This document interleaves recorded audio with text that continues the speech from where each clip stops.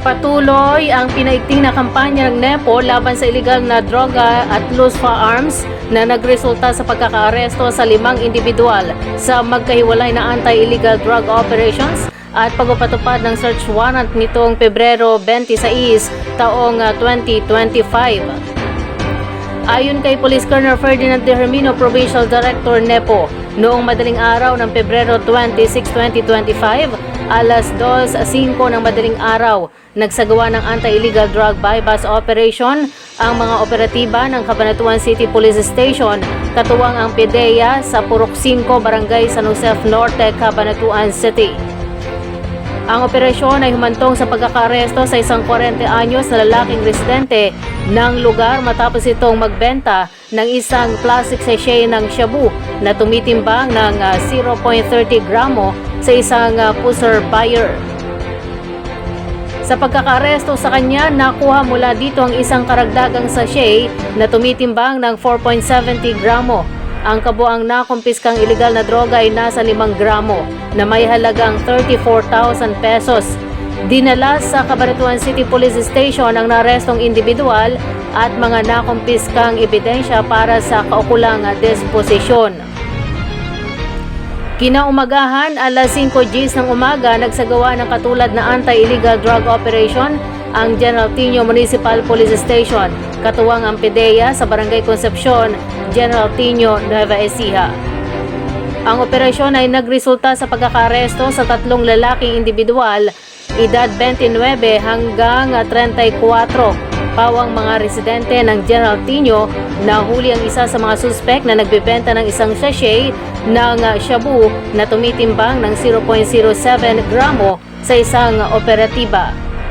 Sa isang protective search, nakuha ang karagdagang sachet mula sa mga suspek na may kabuang bigat na 1.04 gramo na nagkakahalaga ng 7,072 pesos.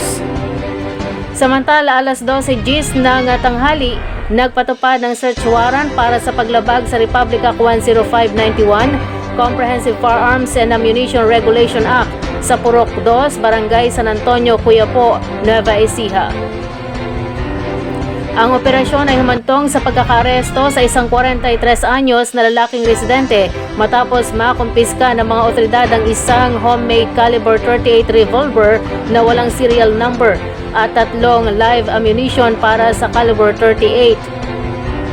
Bukod pa rito, nakuha ng mga otoridad ang 5 sachet ng shabu na tumitimbang ng 0.25 grams kasama ang mga drug paraphernalia. Nasa 1,700 pesos ang halaga ng mga nasabat na iligal na droga. Ang lahat ng mga narestong individual ay kasalukuyang nasa kustudya ng pulisya habang inihahanda ang kaukulang kaso laban sa kanila.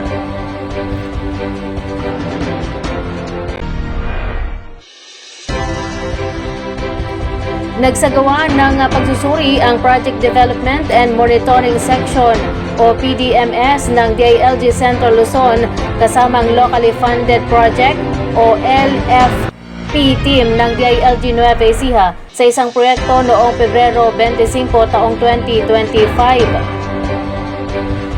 Layunin nitong masiguro na ang proyekto ay naaayon sa naaprobahang plano at espesipikasyon sa ginagawang proyektong Improvement of Multipurpose Building at Nueva Ecija Fruit and Vegetable Seed Center sa Barangay Bantog, Lungsod Agham ng Muñoz, Nueva Ecija. Ang konstruksyon ng proyekto ay sinimulan noong Enero ng kasalukuyang taon sa tulong ng Local Government Support Fund Financial Assistance to Local Government Units ng DILG at inaasahang matatapos sa Hulyo ng kaparehas na taon. Ang Local Government Support Fund Financial Assistance to Local Government Units ay sa ilalim ng Fiscal Year 2024 General Appropriation Act, Republic Act No. 11975, kung saan ang Local Government Support Fund Assistance to Municipalities ay isang pondo na tumutulong sa mga munisipyo sa paghahatid ng mga pangunahing serbisyo sa kanilang mga nasasakupan.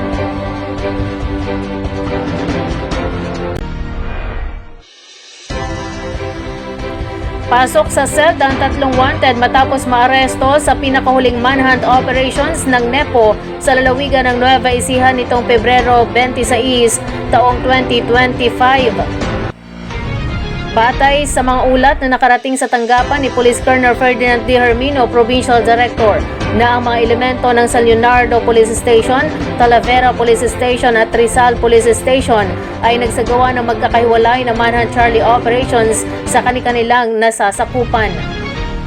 Ang operasyon ay nagresulta sa pag-aresto sa 3 wanted na may kaso ng malicious mischief, violation of Article 151 of the Philippines at Penal Code.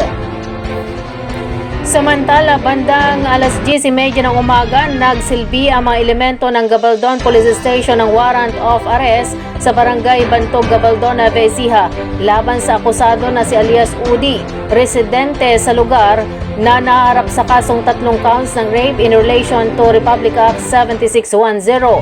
Subalit pagdating ng operating unit ay nabatid mula sa pamilya nito na ang subject sa arrest warrant ay pumanaw na.